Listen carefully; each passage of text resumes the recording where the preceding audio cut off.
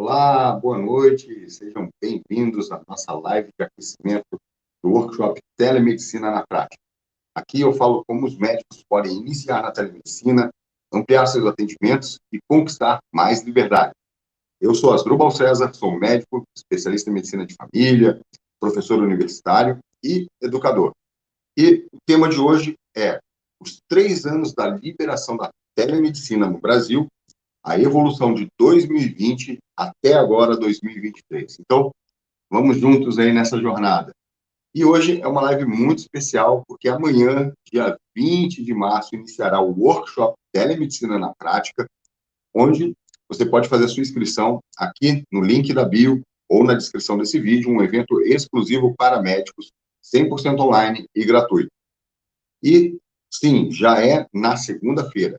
E o dia de hoje é avaliar por que, né, telemedicina, por que você deve ter essa ferramenta aí no rol de serviços médicos que você pode estar oferecendo e por que atender telemedicina, qual o seu propósito com isso. Mais qualidade de vida é um objetivo de usar a telemedicina no seu dia a dia, trabalhar menos, né, ter uma rotina de trabalho mais tranquila, ajustar a sua agenda, realizar um sonho, né? Tem gente que tem um sonho de ficar 100% online, né? Já temos alguns que já realizaram, né? Essa semana mesmo eu comentei, fiz uma live com um colega médico que já está 100% online. Quer ficar mais tempo com a sua família? Esse, por exemplo, era uma das coisas que me motivou muito a ir na telemedicina, né? E me motiva, né, a continuar utilizando essa ferramenta no meu dia a dia. Você quer mais segurança aí para o seu futuro, né, no mercado de trabalho cada vez mais concorrido, independência financeira, né, são vários os motivos que podem te levar a utilizar a telemedicina como uma ferramenta para o seu dia a dia. E a telemedicina pode te ajudar a alcançar, né, o seu objetivo também. Há exatos 3 anos, a telemedicina foi liberada no Brasil e, até hoje, muitos médicos ainda não iniciaram o uso dessa ferramenta, né, não iniciaram seus atendimentos online. Eu sempre falo, tem 2 grandes momentos que você pode iniciar algo, né? No caso da telemedicina, o primeiro grande momento foi lá em 2020, quando foi possível iniciar os atendimentos de teleconsulta. E o segundo grande momento é agora, tá? Nós temos uma resolução do Conselho Federal de Medicina, que foi aprovada em 2022. Temos a lei da telesaúde, também foi aprovada no final de 2022. Então, a gente tem um ambiente propício para você utilizar a telemedicina, regras com clareza, e você pode, sim, utilizar essa ferramenta no seu dia a dia, certo? Então, vamos aqui falar um pouquinho, né, dessa linha do tempo da telemedicina. No Brasil, a telemedicina, na verdade, já era utilizada há muito mais tempo. De forma, vamos dizer assim, formal, desde 2002, havia uma resolução do Conselho Federal de Medicina sobre telemedicina, mas ela deixava uma lacuna onde não se permitia a teleconsulta médica, tá? Mas já se tinha algumas regras sobre telemedicina. Então, nesse espaço de tempo, de 2002 até 2018, ficamos sem nenhuma possibilidade da questão da teleconsulta. Não havia uma resolução específica sobre isso. Em 2018, saiu uma resolução, ela teve vida curta, durou um mês, porque não houve uma discussão com a classe médica, com as associações médicas, e aí acabou que essa resolução foi revogada um mês depois. E aí ficamos aí ainda numa discussão, né, do que ia ser, do como fazer e tal, e veio 2020 e a gente viveu tudo que, né, vocês sabem que passamos aí em 2020, 2021. Então, em 2020, em virtude da necessidade, né, do que estava acontecendo naquele momento, foi liberado por uma portaria ministerial o uso da telemedicina, foi a portaria 467, que autorizou o uso da telemedicina enquanto durasse a situação de emergência pública, né? Então, foi uma portaria do Ministério da Saúde, tá? E depois houve uma medida provisória, uma lei, né, pela Presidência da República, liberando também o uso da telemedicina durante o período que durasse a emergência de saúde pública. Mas a gente aí já tinha segurança aí para poder utilizar a ferramenta, porque tinha uma previsão legal. Então, você pode estar se perguntando, e aí, depois disso, como é que ficou a questão da regulamentação da telemedicina no Brasil? Depois disso, ali em 27 de abril de 2022, foi aprovado o projeto de lei, o PL 1998, 1998/20, que era um projeto de lei, e ele foi aprovado na Câmara de Deputados e seguiu para ser analisado no Senado. Além disso, no dia 5 de maio de 2022, foi publicado no Diário Oficial da União a resolução do Conselho Federal de Medicina, que regulamenta ali o uso da telemedicina, né, dentro da autarquia, né, dentro da visão do Conselho Federal de Medicina. Lembrando que a resolução do Conselho sempre tem que obedecer às leis maiores do Estado brasileiro.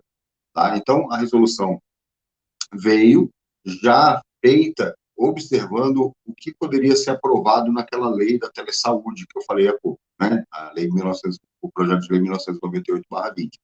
Então, a resolução, ela ajudou bastante, porque já veio dando clareza, né, sobre o uso da telemedicina e supriu a questão da continuidade do uso da telemedicina após o fim da emergência de saúde pública, que foi declarado em 2022 o fim da emergência de saúde pública. E aí, a gente pôde dar continuidade ao uso da telemedicina, porque a resolução do Conselho Federal de Medicina, né, nos trouxe essa tranquilidade, tá? E também nos trouxe as regras, né? Isso é importante também, tá?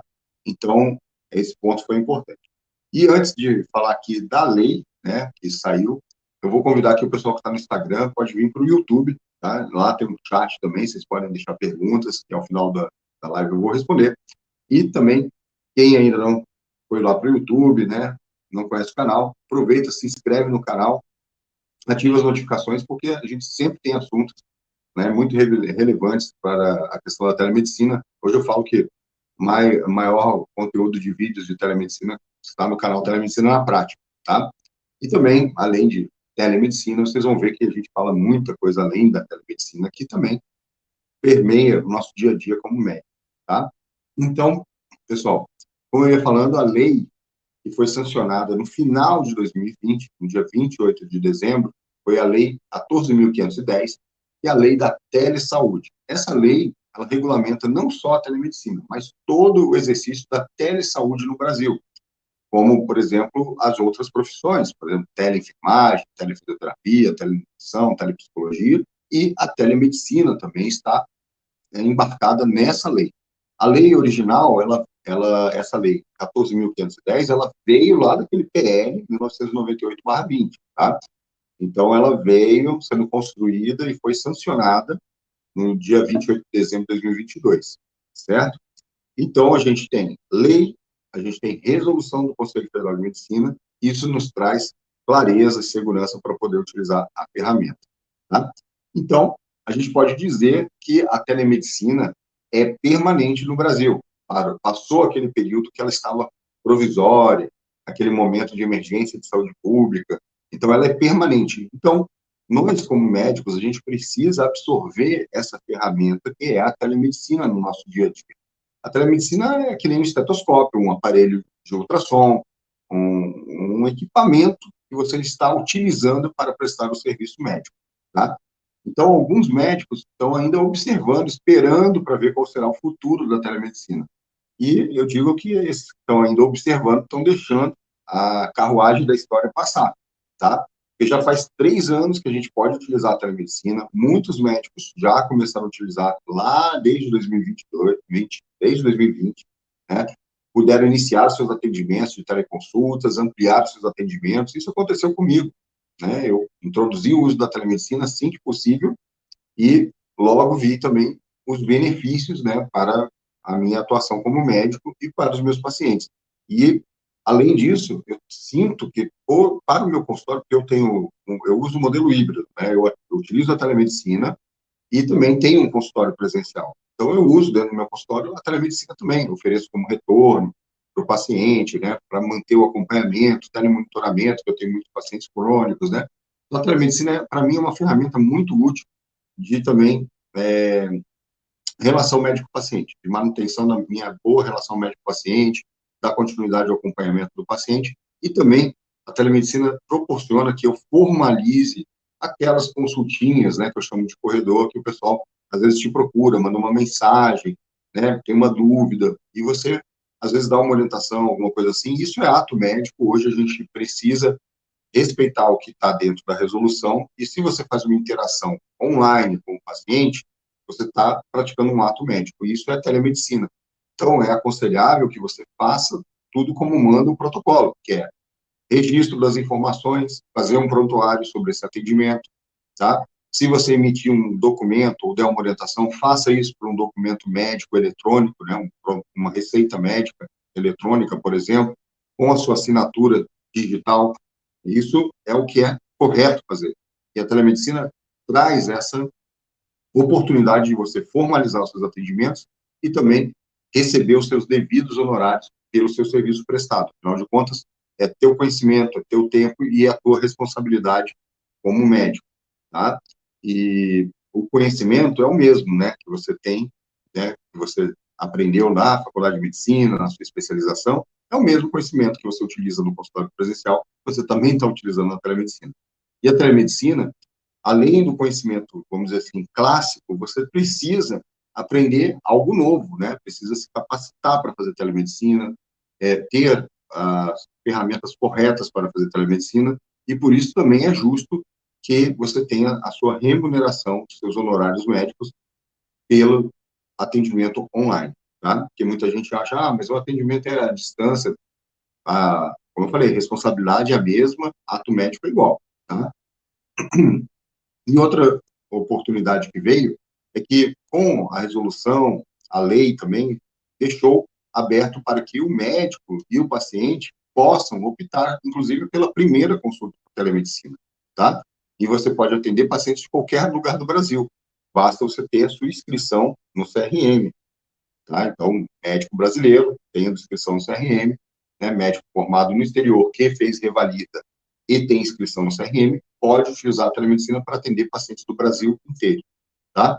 E é possível você enviar a receita digital, eletrônica também, e ela ser aviada em qualquer lugar do Brasil, tá? E o que eu tenho observado também? Que muitos pacientes estão buscando pelo atendimento por telemedicina.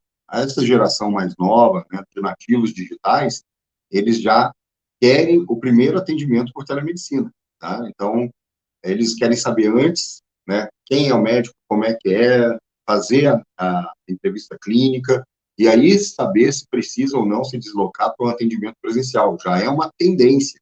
Muita gente vai ter essa tendência. Alguns colegas falam, mas meus pacientes ainda têm resistência na telemedicina, né, são muito idosos, porque eles ainda não utilizaram. Quando eles utilizarem e sentirem os benefícios e a comodidade, eles vão começar a optar primeiro pela telemedicina. Porque imagina, estou falando aqui de condições eletivas, tá, pessoal? Estou falando de emergência médica, tá? Mas imagina, não precisar se deslocar, não gastar com transporte, não perder tempo no trânsito, não perder tempo dentro do consultório médico, numa sala de espera, porque na telemedicina você gera um link no horário que você combinou o atendimento, o paciente está online, você também, e ninguém teve que ficar esperando, né? O paciente não fica esperando numa sala de espera, tá? Então, a comodidade é tão grande que a tendência, como eu falei, é que as pessoas, conforme forem utilizando a telemedicina, vão querer primeiro atendimento de telemedicina. E esses dias eu vi um vídeo que eu achei bem interessante, de uma opinião de uma pessoa leiga, que não é médico, né? E a vivência dele como paciente. Ele falou, essa pessoa trabalha, né, no mercado do mundo digital, e ele estava analisando a questão da telemedicina. A telemedicina é o grande boom do momento. E aí ele falou, imagina, eu como paciente, fui lá, né, no atendimento e tal, cheguei lá, tive que esperar, peguei trânsito, né, tudo isso que eu falei, né, pegou trânsito, esperou, teve que estacionar o carro e tal, chegou lá, e a consulta foi super rápida, ele falou, né, que a consulta foi rápida, o médico passou uma medicação, né, que todo mundo conhece, assim, foi amoxicilina e tal, claro que ele precisava da receita para comprar medicamento, e ele falou que o médico não examinou ele. Só pela história, o médico entendeu o que ele tinha e passou o tratamento. E ele falou, poxa, eu podia ter feito tudo isso online, né? Não precisava ter me despertado, né?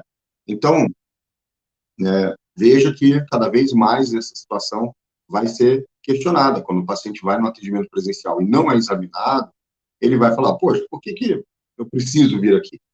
E tem muitas situações que o paciente pode, né, fazer a consulta por telemedicina e você, como médico, pode identificar uma situação. Isso aqui precisa do exame físico ou precisa de parte do exame físico e orientar o paciente e soluciona uma parte do problema dele, diminui as angústias, a ansiedade, até ele passar no atendimento presencial. Eu sou da turma da opinião que é melhor que o paciente tenha algum contato e atendimento com o médico, mesmo que à distância, do que nenhum, porque se ele não tem nenhum, ele vai se automedicar ou ele vai ficar esperando ver se a situação melhora ou piora para depois procurar um atendimento. E isso pode atrasar muito um diagnóstico ou uma conduta, tá?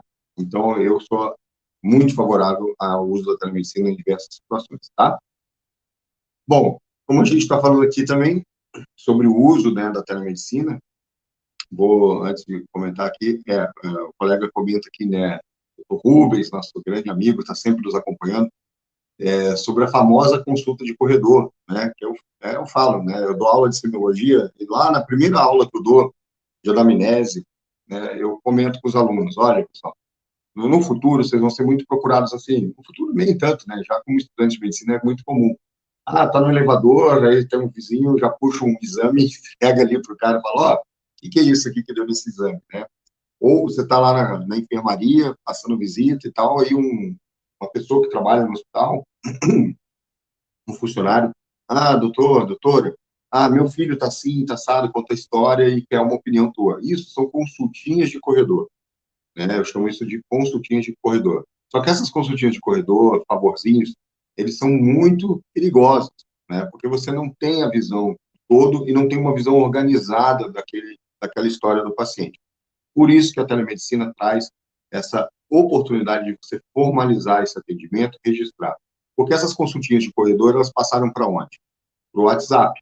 Então, o WhatsApp ou o direct do Instagram, né, tem sido meios muito comuns de contato de pessoas com você, profissional médico, e para tirar dúvidas, né, opiniões e tal. Então, eu sempre acho que o melhor é você conversar com a pessoa, orientar para fazer uma consulta por telemedicina ou presencial, que seja, e registrar tudo em prontuário e fazer o teu trabalho, a tua prestação de serviço médico da maneira adequada.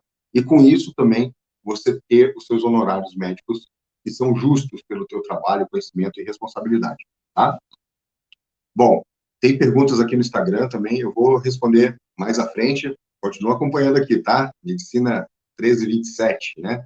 Vou responder a tua pergunta, que é uma pergunta muito frequente sobre a questão de receita digital. Mas só para, né, a gente ter aqui a nossa sequência, né? A gente tem observado, né, que os pacientes estão buscando essa modalidade de atendimento. E você não tendo para oferecer, certamente esse paciente vai acabar migrando para um colega que ofereça. Então, vamos dizer, ah, mas eu sou cirurgião, né? Eu não preciso disso e tal. Vamos ver, talvez precise. Por quê? Às vezes o paciente cria uma relação de confiança contigo, que é cirurgião. E temos muitos colegas cirurgiões que também são bons clínicos, né? Fazem ali alguma, algumas questões da clínica geral, principalmente no interior também. E às vezes esse paciente faz um acompanhamento, ou é teu paciente, e ele te procura. Precisa de uma receita, de um medicamento de uso contínuo que ele está tomando, que você prescreveu para ele está viajando e tal, e você não tem como mandar para ele, não tem como fazer isso. Então, ele vai acabar procurando quem faça isso. E nisso, nessa mudança aí de transição, que foi por um momento, ele pode acabar migrando para esse outro colega, cria um vínculo e ele segue depois com esse outro médico. E você perde o seu paciente. Né? Um exemplo, né? Então, isso daí é um exemplo da importância de você ter, pelo menos, saber usar a ferramenta para, quando necessário, você ter essa opção. E a outra questão é o que eu falei, muitos pacientes já estão procurando esse tipo de atendimento porque já viram as vantagens, tá? Então, é importante você ter isso para oferecer, tá? E agora eu vou também passar aí para a questão das perguntas enviadas, mas antes eu quero convidar você que é médico, né, a vir para o workshop Telemedicina na Prática. Vai ser um evento 100% online e gratuito e vai iniciar bem no dia 20, né, amanhã, e coincide aí também com 3 anos, né, da liberação do uso da telemedicina no Brasil, que foi ali no final de março, né, de 2020, tá? Então, participe do workshop Telemedicina Prática, vai ser dia 20, 22 e 24 de março, tá? E a programação do workshop é a seguinte: na aula 1, você vai ver oportunidades na telemedicina que os médicos podem ter para ampliar os seus atendimentos. Na aula 2, exame físico na telemedicina, como é que fica? Essa é a pergunta que eu respondo todo dia. Então, a gente fez uma aula ali especial sobre o exame físico na telemedicina. Na aula 3, no dia 24 de março, o passo a passo seguro para você fazer o seu primeiro atendimento via telemedicina em até 30 dias, tá? E todas as semanas eu faço lives aqui no YouTube e no Instagram, e você pode acompanhar e mandar até uma pergunta também no direct, que a gente pode selecionar aqui para responder a sua pergunta nas nossas lives de perguntas e respostas, tá? E vou aproveitar aqui, o colega mandou aqui algumas perguntas sobre receita digital. Então, por exemplo, receita digital. Qual o melhor site para você usar a receita digital? Bom, eu vou falar aqui do site que é gratuito e todo médico tem acesso. O site do próprio Conselho Federal de Medicina, você tem lá uma área para prescrição, só que ele vai redirecionar você para o seu CRM local, tá? Então, você pode entrar no site do CRM do seu estado e procurar a aba de área do médico e lá dentro da aba área do médico, né, depois que você entrar com o seu login e senha do CRM do seu estado, você vai ter acesso ao sistema de prescrição digital, tá? Gratuito, tá? Você pode utilizar, né? Gratuito, eu sempre falo que não é, porque você paga a sua anuidade do Conselho de Medicina, então não é que é gratuito, né? Está incluso nos serviços que eles têm que prestar para nós também, e é muito importante que nós tenhamos aí esses serviços, né, de qualidade aí prestado pelos Conselhos Regionais de Medicina, né, nessa inovação, né? Eu achei muito bom que eles têm esse sistema de prescrição, tá? Eu mesmo utilizo, tá? E existem sites de empresas, né, também.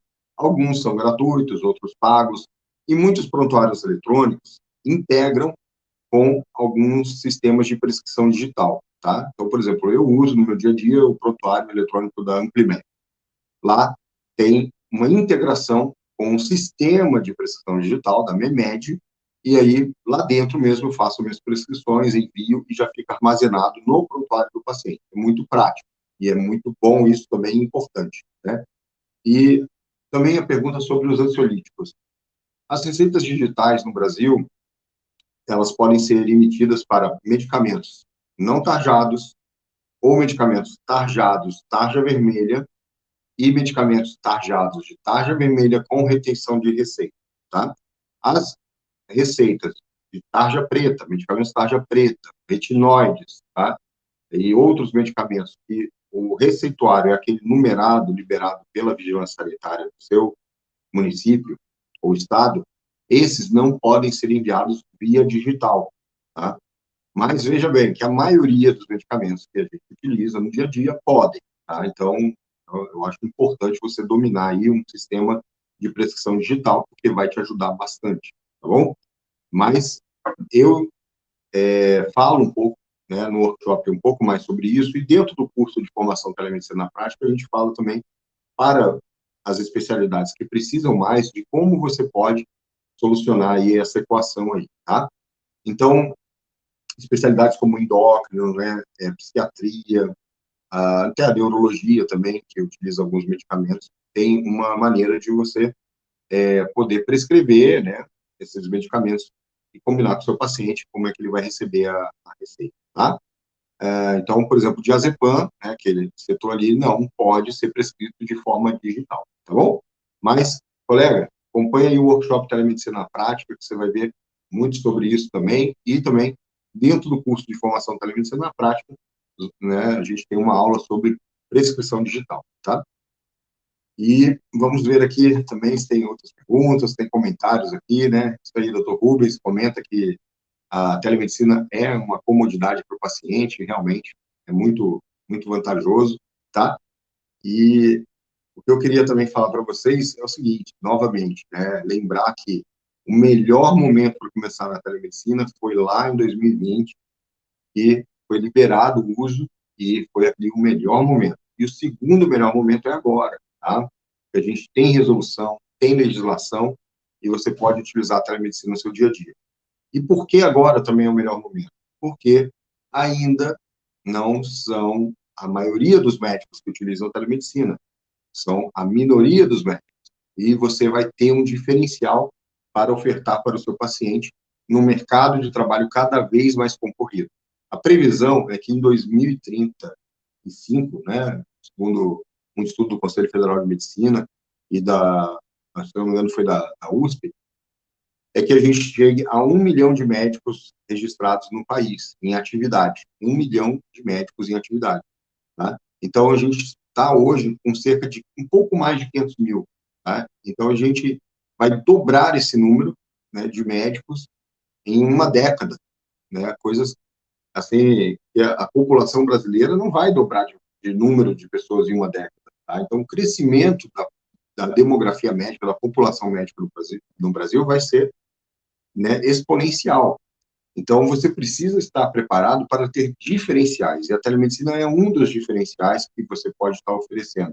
Cada vez mais a gente vai necessitar de especializações, subespecializações, quem for ficar em grandes centros, e a telemedicina também dá a oportunidade de você ampliar os seus atendimentos.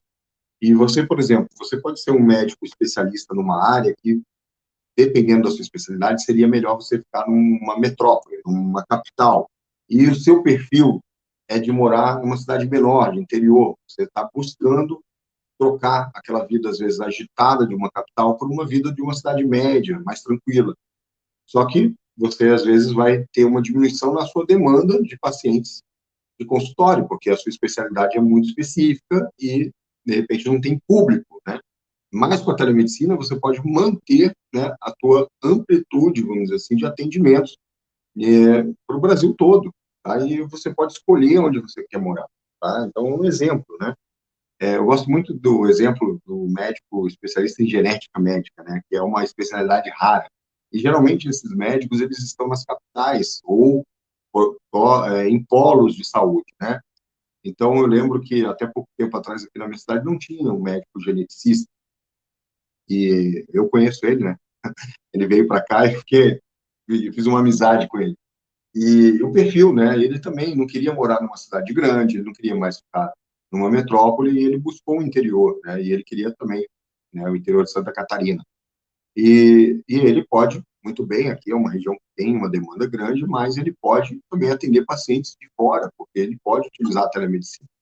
E, nesse caso também, a oportunidade que os pacientes têm de ter acesso a um especialista está distante. Então, por exemplo, vamos pegar aí, será que tem um médico geneticista no interior do estado do Pará?